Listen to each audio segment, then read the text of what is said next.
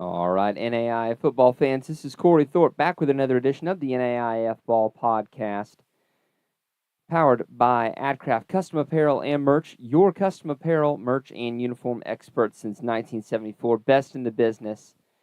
Give them a call today, direct message today, however you like to contact people. It's a little late in the afternoon to do it today. You can do it tomorrow, I guess. Got Matt back with me this week. He's a happy man. He went to homecoming at Dakota Wesleyan, and somehow Dakota Wesleyan comes out with a win. Look, all I'm going to say is that Dakota Wesleyan is undefeated when I speak to the team. So let's just recognize that. 1-0. We'll talk about the game a bit. Yeah, 1-0. Hey, you got to start somewhere. Exactly. It was a great week for games. Had a lot of games that were between ranked teams or between ranked teams and receiving votes teams. We'll start here with Grandview Baker. I tell you, that might look like a pretty, pounding. Honestly, I thought Baker's defense played relatively well against a Grandview offense that's been pretty good this year. Yeah, I mean, this Grandview team is so used to steamrolling people that it was impressive for Baker to hold on like they did. But that Grandview defense, we talk about it all the time, is so dominant. Just could not get anything going. Yeah, I mean, 6 of 17 on third and fourth down conversions. I mean, there was just nothing going on there. You're looking at like 5 yards per attempt for Truman Ugel's guy. But still, on the other end, Jackson Waring didn't even throw for 2 bills. This is a guy who's tossed like 5 or 6 touchdown passes in a game not that long ago. Yeah, just that air attack cannot get absolutely anything done. And even on the third and fourth down conversions, 35% is definitely not where you want to be at against a top team. Yeah. So we talked about last week, this next game was kind of a play-out game of your receiving votes and then your top 25. And Cumberland's comes away with the 1-point win. This one was a turnover feast for both teams. 11 turnovers between the two. That's got to be ugly football right there. I got to hand it to a team that can turn the ball over 7 times and still find a way to win. I don't have many answers for you as to how that happens, but I think Darius James rushing for 135 yards has at least something to do with it. That does help. Now, Cumberland's only had the 4 turnovers, 2 fumbles, given up 2 interceptions. Yes. Their defense was the one who forced those 7 turnovers. Yeah. Oh yeah, I misread the stat, but still, 4 turnovers is still not much better. Yeah, I know. Just by a little bit. So, but yeah, really good win for Cumberland's. Obviously, Reinhardt was looking to rebound off of a bit of a shaky week last week, but big win for Cumberland's. Like 4-0, you're feeling good, receiving a lot of votes in both polls this week, I'd imagine. Yeah, absolutely. I mean, and if you're Cumberland's, you're in a stacked conference with Georgetown and Lindsay and Bethel, and look, you're 4-0. You got to be feeling decent about yourself at this juncture, even if you in your heart of hearts don't know that you're going to win that division. It's a good start. I'd say so. We had good starts. Now we have a good finish here. Dakota Wesleyan defeating Midland 33-32. Dakota Wesleyan being very efficient on third and fourth downs, 12 of 18, good for 67%. But man, the man with 3 touchdown catches, that'll do. Yeah, Kill Nelson is just the highlight of this offense year in and year out. He's obviously a 5th-year guy. This was a Dakota Wesleyan team, too, that was down by 2 touchdowns at half. I believe the score was 29 maybe at that point, 16 or something like that. Obviously get fired up in the locker room, fight back, and defense gets some key turnovers in the second half to give them some momentum. And at the end of the day, like that third and fourth down conversion percentage is huge. That's something that Dakota Wesleyan has traditionally struggled with. And getting that turned around and seeing efficiency and consistency on the offensive side of the ball really helped them on this one. This is their first win against Midland since 2017. And that was the last year that Dakota Wesleyan posted a winning record on the season, a 6-5 record in that. This, man, at 3-1, you could be setting a new high water mark, for the last decade or two for DWU. 100%. And you're even looking at that Hastings game from a few weeks ago. You're a few plays away from being 4-0. You're definitely feeling good about that. You're feeling good about where you're at. But now you got the tough stretch coming up. You're playing those top teams in the conference. How can you keep that momentum rolling? Absolutely. Now, you talked about that comeback Dakota Wesleyan was on. Wasn't the only team to be on a comeback because Carroll was looking absolutely dead, trailed 20-0 with 10 minutes and 50 seconds left in the fourth quarter. They score 21 unanswered points. I tell you, Rocky was really good defensively on Saturday. Yeah, I mean, at the end of the day, though, you still gotta close that game out, and obviously, an ugly win is never, there's a lot of problems that show, but it's still a win at the end of the day. Yeah. And that's what the best squads do. They find ways to win, and that's exactly what Carroll did. Getting a win like this against a ranked opponent, obviously huge in the Frontier. We're gonna mention it every week, but just the way the Frontier plays out every year, you have to find a way to scratch and claw to get this done. And obviously, throwing for 400 yards and 2 touchdowns from Jack will help you get it done. Yeah.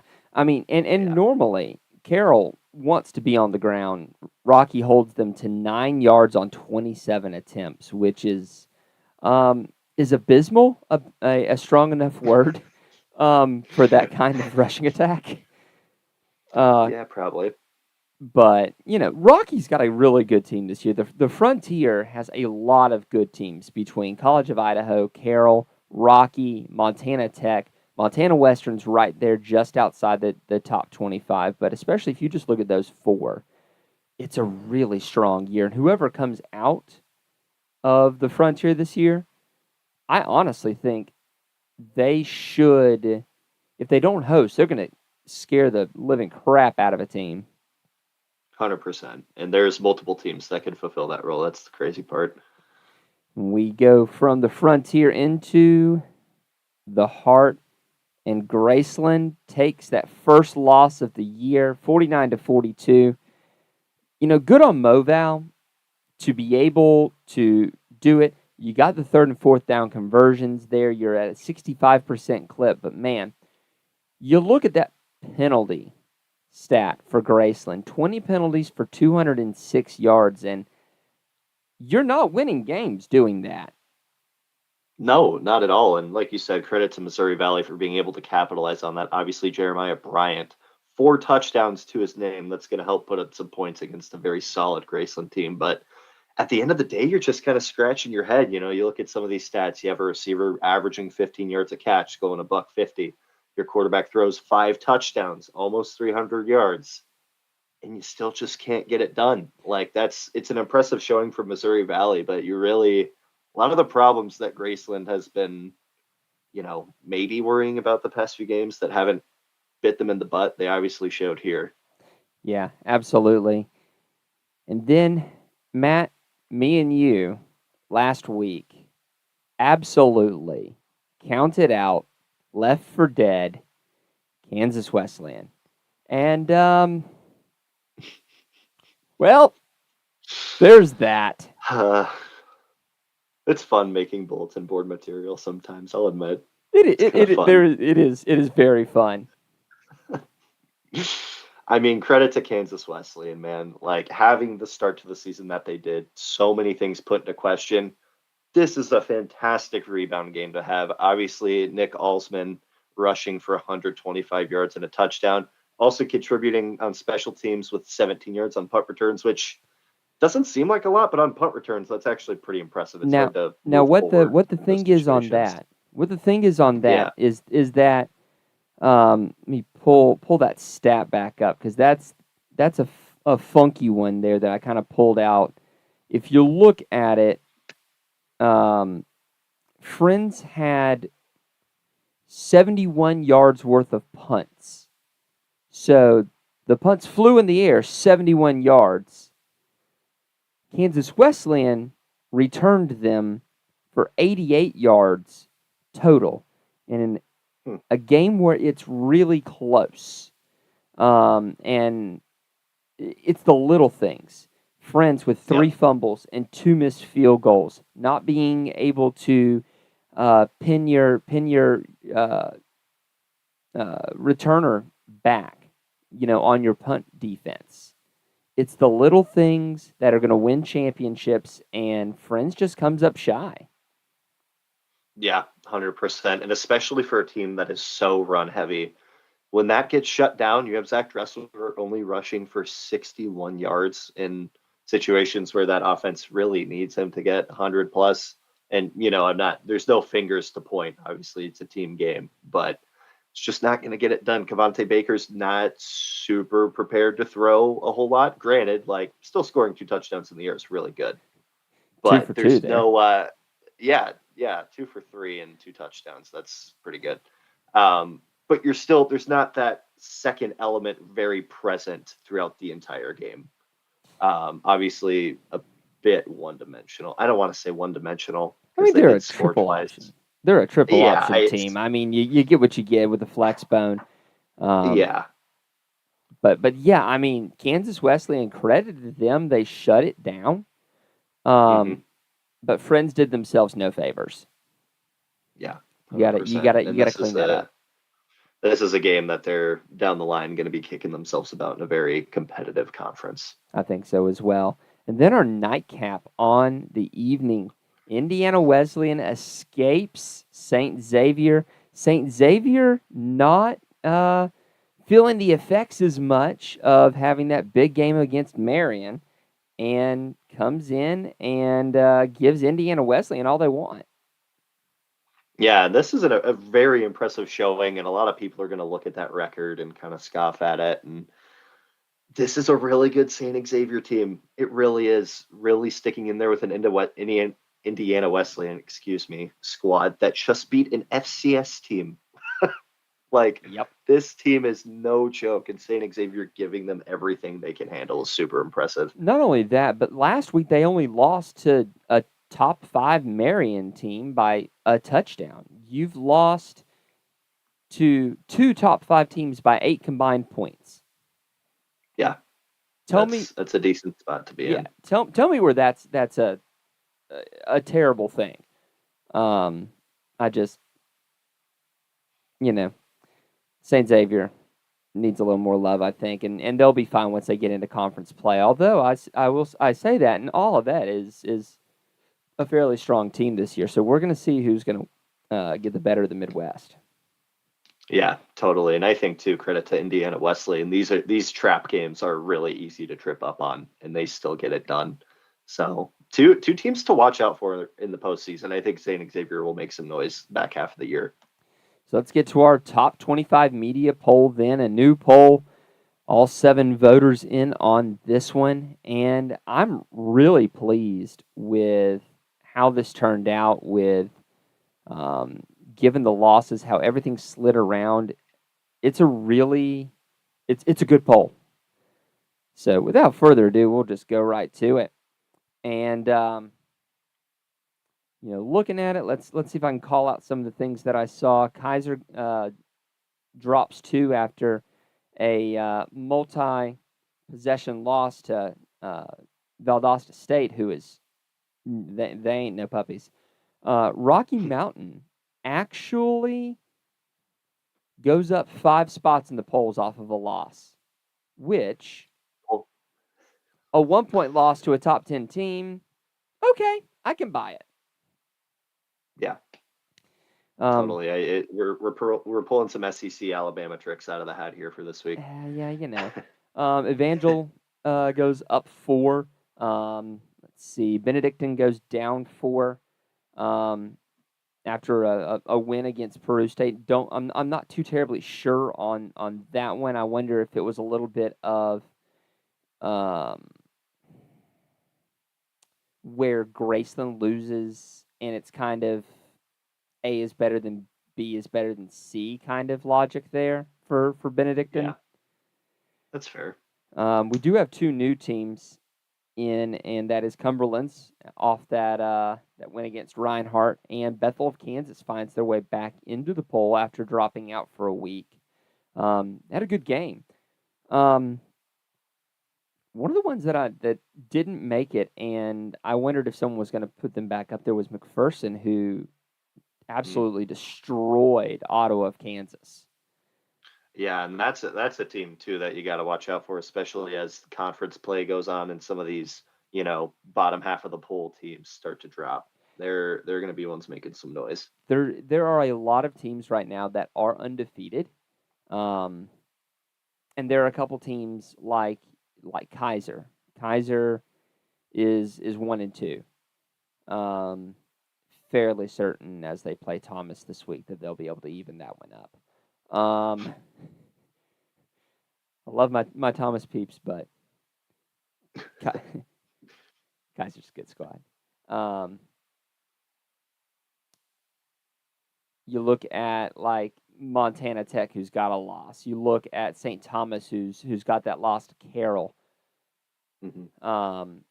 There's a lot of room for things to go, and honestly, we've still got a lot of teams that are receiving votes. The pollsters have not quite coalesced around kind of that 30 team mark there. I mean, we've still got like 10 teams that did not make the top 25 that received votes. There's a lot of teams that are just outside that top 25. In fact, Southeastern there with 22 votes. I mean, you look at 21 through 25 is separated by 3 votes. Yeah. St. Xavier and Louisiana Christian are receiving votes, have 21 apiece. Mm-hmm. St. Francis of Illinois is sitting there at 19, Montana Western at 18. So within 10 points of each other, you've got a good 10 teams at the bottom. It's a really competitive year in the NAIA, honestly. Yeah, and it's even better for the product because obviously more eyes are on these lower levels of college football right now, and there's hasn't really been a better year to get into it than what we've seen so far through 4 weeks. Absolutely. And with that, we will hear a message from our friends at AdCraft. So you want to create and sell custom merch for your team or business. That's exciting, but where do you begin? How much inventory should you order? How do you distribute orders? AdCraft has your answers. Streamline the way you offer custom merch by utilizing our risk-free web store service. We ship directly to each customer, and we have the fastest turnaround in the game. Raise funds for your team or get merch to your employees and patrons. Contact AdCraft today, and let's bring your merch to life. And that is exactly what they are great at. Those web stores are phenomenal. It's a great way to raise money for your team. It's a great way to offer a great variety of items to your fans. And Matt, you live a little ways away from Dakota Wesleyan now. It's kind of hard to go to the campus bookstore and restock on your Dakota Wesleyan stuff unless you make that trek. It really is. I made the trek just to grab a hat and a shirt of a new logo that they got. It's that retro logo. Yeah, I finally got my hands on some of that merch. Nice. It would be a bit nice if the web store was a bit more accessible. Yeah, exactly. So partnering with AdCraft to bring that web store, it allows your fans who and your alumni who are no longer in the area to get gear for your team and not have to make the trek back over, even though you want them to visit. But I mean, accessibility is a thing. So get up with our guys at AdCraft. They're going to take care of you. I absolutely guarantee it. So we thank again Connor Darnell for the fantastic design work this year with what he has been able to do. And we also want to thank our friends at Telemetry Sports. We're going to show off the play from last week. Absolute bomb to Damon Street here. Just unfortunately this week, we weren't able to get the video that we needed to make it happen. We're gonna find a good play and we'll get that out on Twitter. But here is last week's play, an absolute bomb, 1 of 5 touchdowns through the air for the Vikings. And this is the first one of the game too. I mean, you look at it, my man is almost hitting that 20-mile-an-hour mark at 19.7. That is a phenomenal way to start your game, an 83-yard bomb to start the scoring. So thank you to Telemetry Sports, who does all of that and more, looking at the advanced stats, looking at the whether it's recruiting, and looking at how fast is someone actually on that, trying to find out more about players to bring them in for recruiting, whether it's your broadcast and being able to put in stuff on your broadcast. Telemetry Sports has you covered. But man, we got some great games to watch this weekend.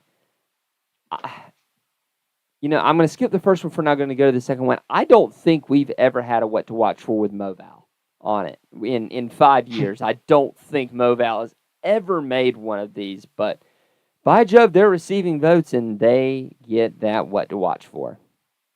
I mean, you start the year 3-0 and get a ranked win. You definitely should be in the conversation, and you got Grandview coming to town. If you really want to put a stamp on what has been going on this season, this is a perfect way to do it for them. I tell you, it's a put up or shut up game. I mean, this is gonna, we can sit here and we can deliberate whether some of these teams are pretenders or contenders. You go beat the number 2 team in the nation. Which we didn't mention, that Grandview and Morningside in our poll swapped around, which is interesting. It feels like that's been coming for a few weeks now, with Grandview's dominance and Morningside looking a little more pedestrian than normal. But this is a put up or shut up week from Moval. If you're able to take down Grandview, there's no question whether Moval's for real. 100%. It'll be a great one. I'm really excited to see that one. And honestly, we could copy-paste what we just said from Midland as well. You're coming off of a loss against Dakota Wesleyan. There's no better time to prove that you are who you think you are in the GPAC than going and upsetting a number 3 Morningside, who honestly over the last 5 years has never been more beatable than they are right now. Yeah, and there are teams that have gotten close. Obviously, we saw that Benedictine game at the beginning of the year for them. They're going to have a bit more pressure on them. Teams are going to be able to press a bit more on them. So, and Midland's got the guys to do it. Going back up to the top, man, I am so excited for St. Thomas, Texas Wesleyan. That's to put it lightly. And I mean, for St. Thomas too, you're in a spot where this is kind of a have-to-win game at this point with the losses you have. And I understand the out of conference and playing all the best teams and stuff. But, you drop the game to Carroll, and now you're looking at a spot where, okay, where's the playoff committee going to see you if you lose this? Like, this is a very much a prove-it game for them. And again, it's weird, I know, but I think just on paper, either team wins this game. It's I don't want to say smooth sailing, but you're putting yourself in a really good position for the rest of the year. For me, if you lose this game, you have to go what I'll call the Dickinson State route, which is you've gotta win your division. You gotta win your conference.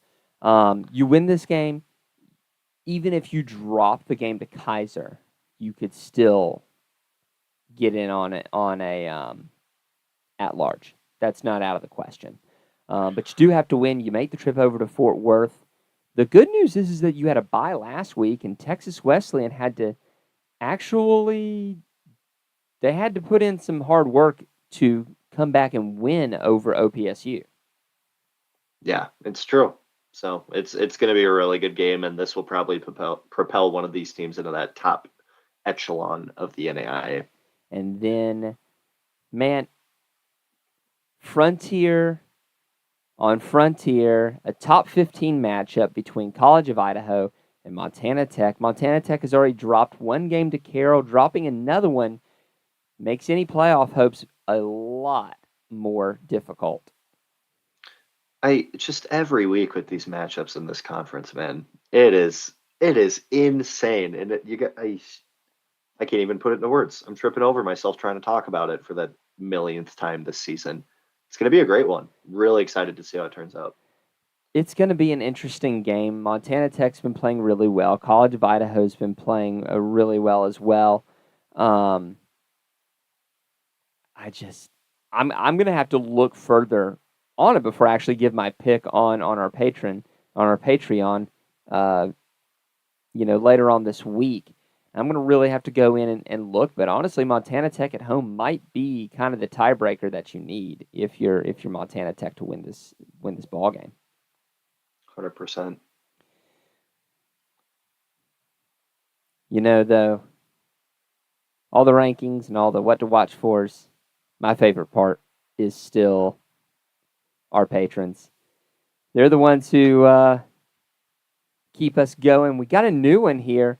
And, you love it. We love all our patrons, but look, when the commissioner of the Sun Conference drops that patronage, you love it. Thanks, Dustin. We love you. The Sun Conference is doing such good things on the football field and on the flag football field as well. Even though there's not a national championship to show for it, the Sun Conference we know is the preeminent conference in flag. So thank you, Dustin. We appreciate you. Reading them out here. Thank you to DSU Cone, Darren, Bob Boone, Roger Meyer, Jeremy Vobble, Shirley Labella, Fred Christensen, Jerry Quickle, Ace Wellen, Marty Seabolt, Justin Cobb, Nick Ryan, Hayden Ferrigno, Kyle Gregory, Tyler Pierce, Justin Hoffman, Steve Speakman, Brian Shake, Julianne Shager, Nate Soapbeer, Stephen Cutler, Julie Lout, Tim Burrow, Dale Norton, Nathan Moore, Dylan Gonzalez, Ryan Jason Crawford, Zach Ryherd, and Dustin Wilkie. Matt, do we have any comments? Got any comments to get to? Tigers are hot, man. That's all I gotta say. Dakota Wesleyan Tigers are hot, and you will get an update from me every single week. Don't you worry.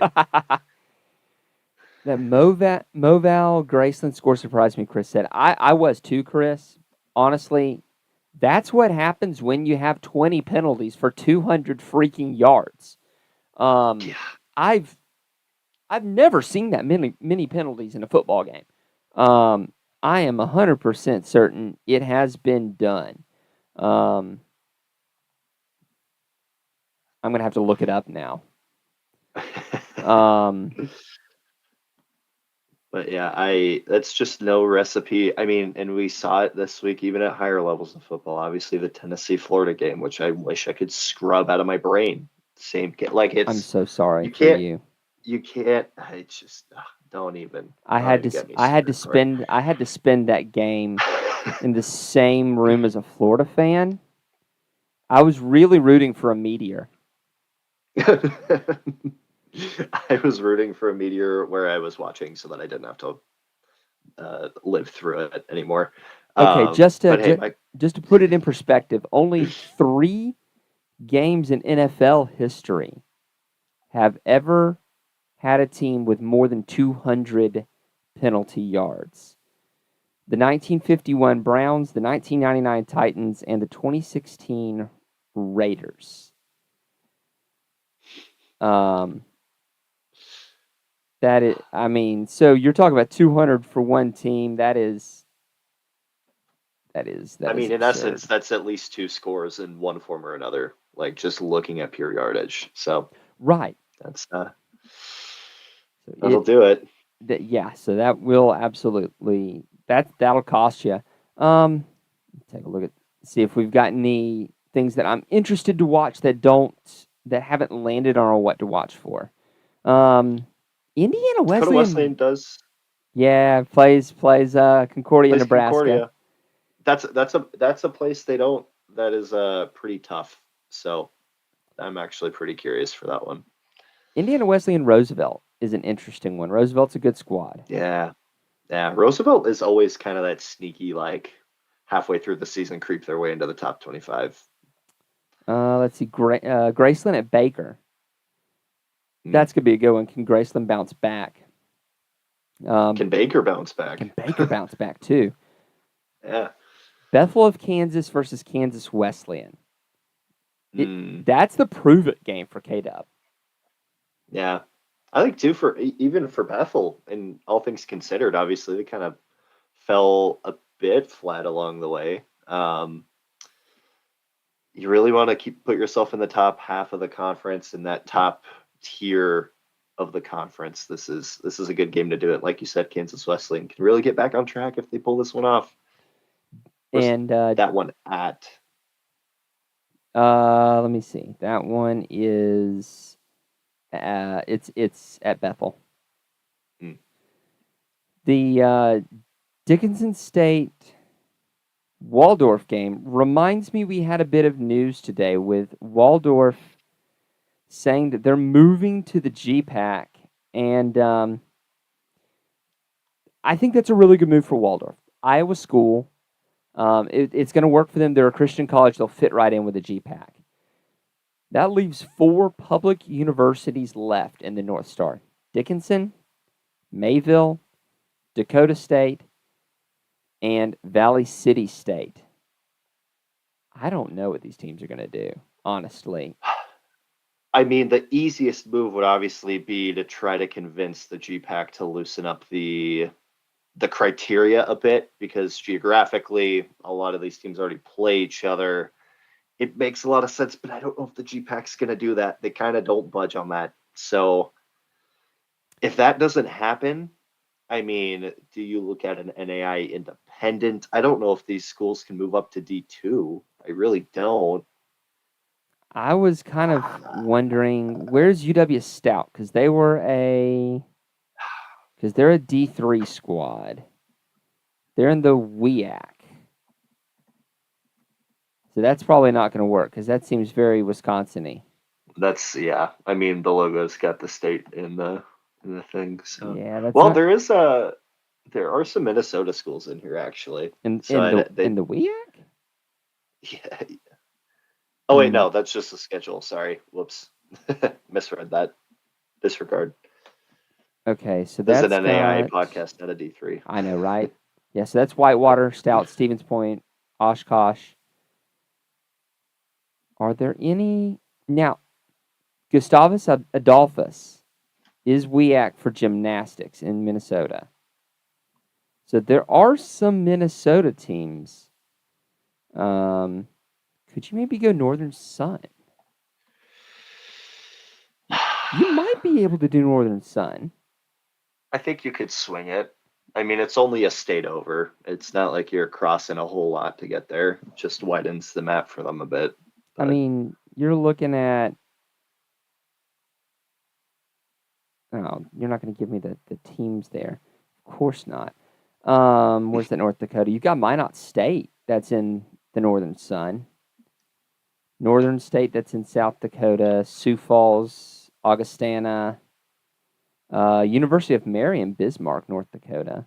That might... You'd get... Unfortunately, you'd get clobbered because Sioux Falls is phenomenal. Concern. Yeah. Well, Sioux Falls and well, I guess Augie's moving up soon, maybe, but I think for now they're in that conference still.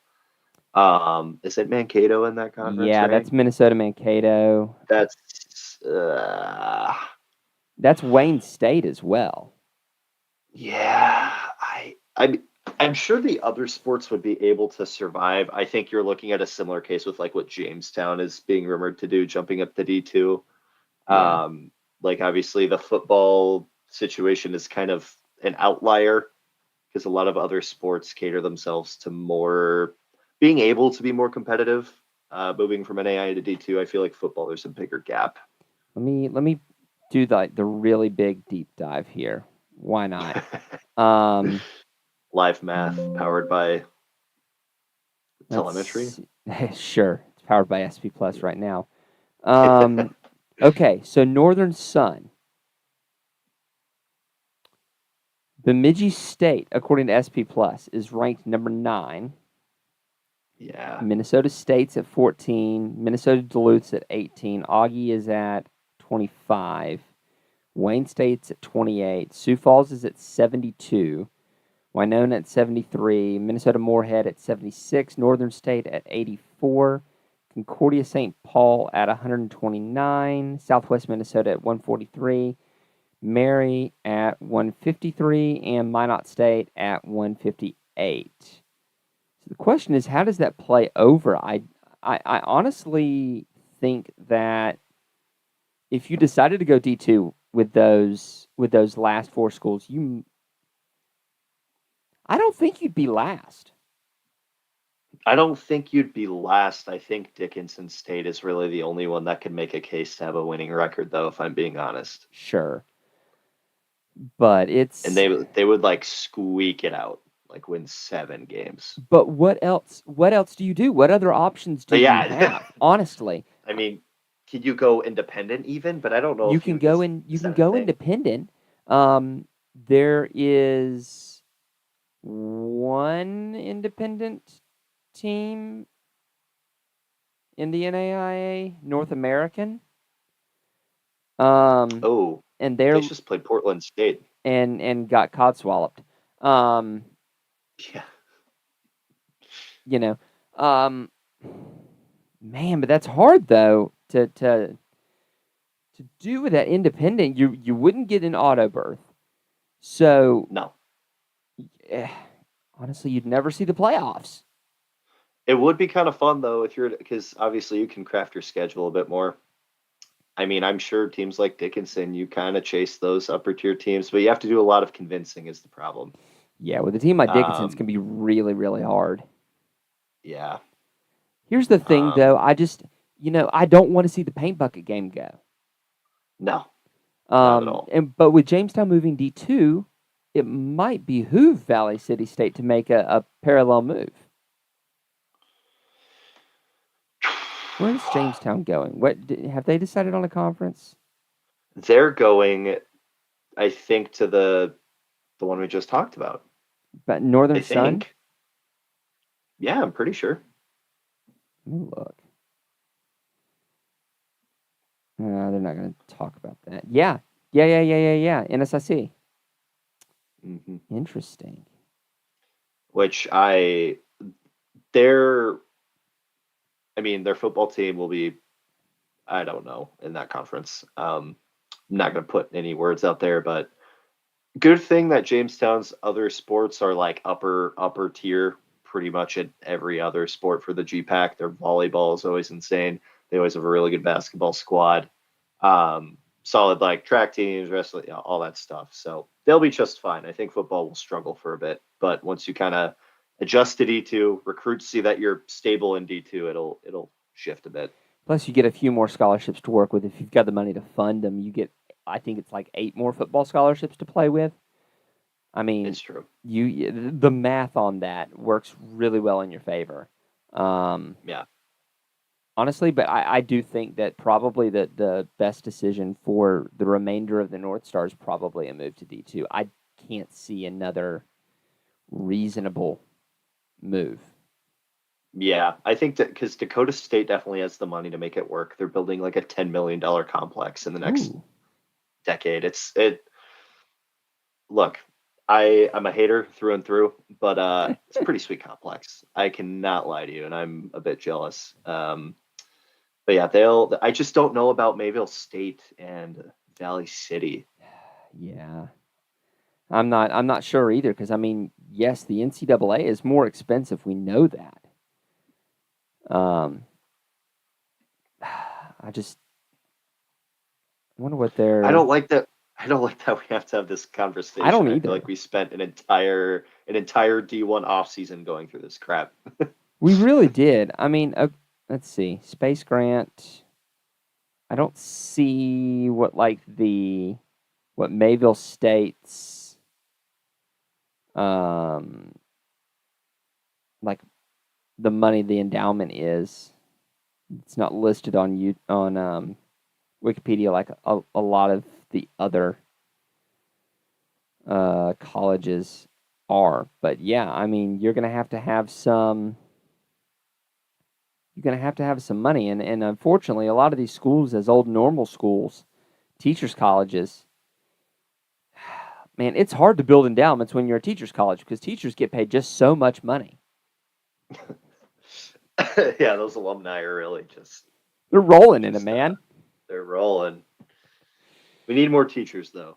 Oh, so. Absolutely. But yeah, I mean, that's just not that's not it's not what you want to build your endowment off of as teachers. So we'll see what happens with that. That is a developing situation that definitely is going to be interesting. I can definitely see the North Star kind of folding at this point. If you were able to keep Waldorf and then add someone else to get to your 6, then yeah, you're fine. But at this point now, you're at 4 and you got to find 2. That's going to be a toughie. They're Pac-12ing my NAIA football, man. I know, man. Sucks. Can't believe it. Sucks. You could do like what RCFB said, and we'll just make a super conference of the Gulf South and the Pac-12 and NSAA. Did you like my reply to that tweet? Look, Valdosta would ramrod like through that division. They would beat the ever living crap out of Wazoo, and I'm going to stand by that hot take. Do not say that. That is such crap. Oh my god. I cannot believe you said that. UWF would ramrod Oregon State. I think we need to end the show. Oh boy! We're done. That's now on public record. And the 6 viewers that are here are like going, Corey, you're nuts. Sure, but also go Argos. Hey, look, the Panhandle kids got to stick together. All right, yeah, join us. I suppose. Join us next week for another NAIF Ball live show. We'll get up the new play of the week as soon as we can find a suitable play there that is utterly spectacular, and it's going to be another great week. And for Matt Schwartzler, I'm Corey Thorpe, and we will see y'all on the I used to say Twitter feed. Is it now an X feed now? We'll see y'all on the X feed. That sounds terrible. We'll see y'all on social media. Go Tigers.